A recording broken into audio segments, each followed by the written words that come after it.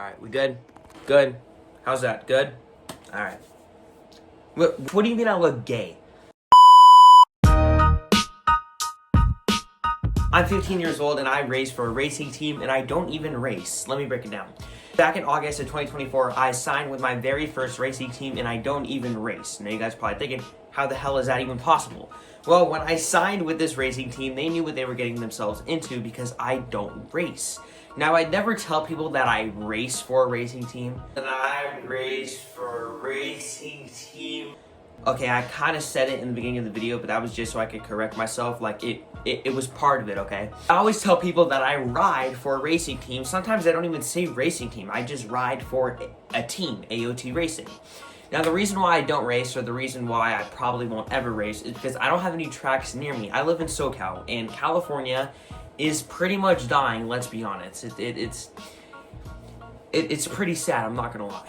Now, I was supposed to ride in the Swap Moto series at my local track, or my ex-local track, which was LACR MX, until a stupid company decided to sue them because their kid got hurt. So now they closed, and that's no more racing for me. In the future, I recently decided that I want to maybe try to do woods racing. I am a trail rider. Instead of me racing on the track, which is where I'm less likely to be good at riding a dirt bike at, I could go into the trails, in the woods, and race, which is kind of more my style. It goes riding for the racing team part. What is it like? Do I get anything special? Did they reach out to me? Did I reach out to them? How long do I have their contract for? Will I ever go do as a racing team? I know you guys have a bunch of questions, so let's break it down. I had to grab a hat because I look like a 7-year-old girl with my hair right now, so we're good. So starting off is I reached out to AOT Racing. I found their company through TikTok, actually, and then I sent them a DM, and they're like, hey, let's work with you, but send us an application through an email. So I did, and it was funny because I originally thought they were a normal brand. Normal company that makes goggles and helmets and jerseys and all that stuff. And it was halfway to the point where I was like, oh shit, this is a racing team. A racing team where their riders are currently racing at Loretta Lynn's in AMA Supercross and an AMA Pro Motocross. And the next morning when I got my email at about 7 a.m. and they said that I made it, I was stoked. I'm not gonna lie, I was pretty excited. I signed with them for a 1-year contract because that was the basics. So, and since I signed with them kind of later in the year, the contract wasn't really that long. So I was with them through August of 2024 through December of 2024.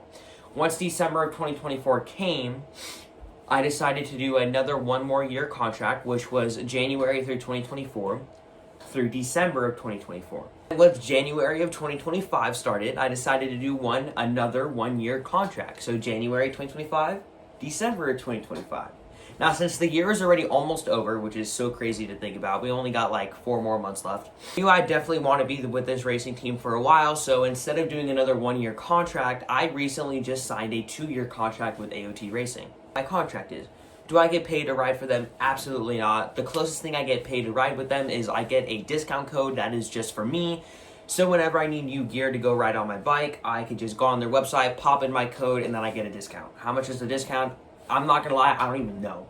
Basic stuff of what it's like to ride for a racing team.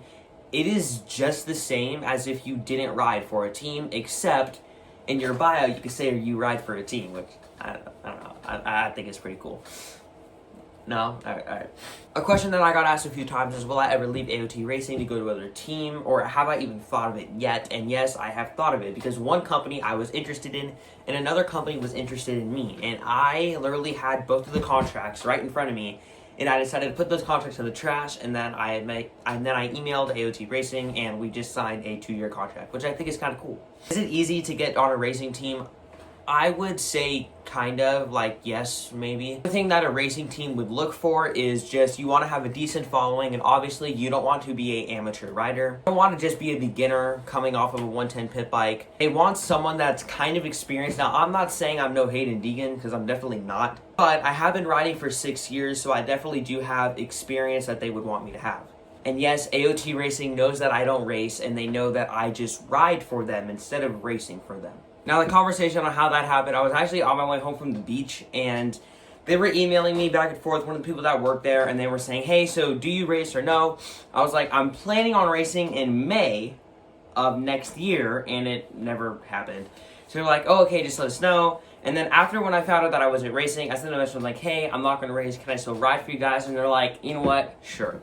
By the way, the whole process of me actually beginning with AOT racing took about 2 months. From filling out the application to waiting for the application, messaging them back and forth for a few weeks about the details, and waiting about a month and a half for all of my custom gear to get in the mail.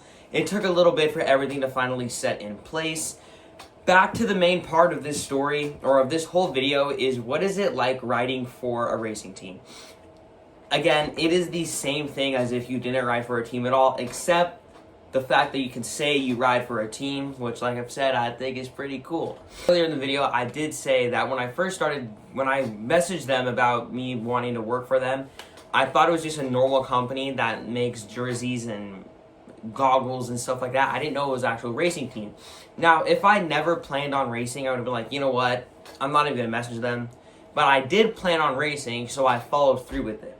Now, even though I don't plan on racing as of right now in the future, I still would always now that I am a part of a team, I feel like I would always want to be a part of a team just now until basically as long as I can. I just think it's very nice, and also it looks really good on your resume as well.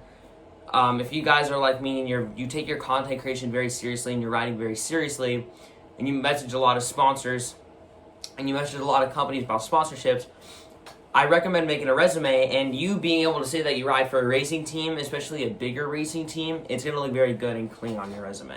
Very short, simple video. You guys have been wanting me to make this video for a little bit now, so hey, we're going to be making it. And yeah, that's pretty much it. So should you ride for a racing team? You know what? If you plan on racing, go ahead and go ride for a racing team. I think it's pretty sick to go do so. Again, I do plan on racing in the future, just not normal motocross. I think woods racing would be pretty cool. That's something that I definitely need to look more into and stuff like that. But yeah, that's pretty much it for the video. Make sure you guys subscribe. Comment down below if you guys ride for a racing team. And if you do, let me know. Maybe we ride for the same team. That'd be kind of cool. That's it. And yeah, I'll see you guys in the next video.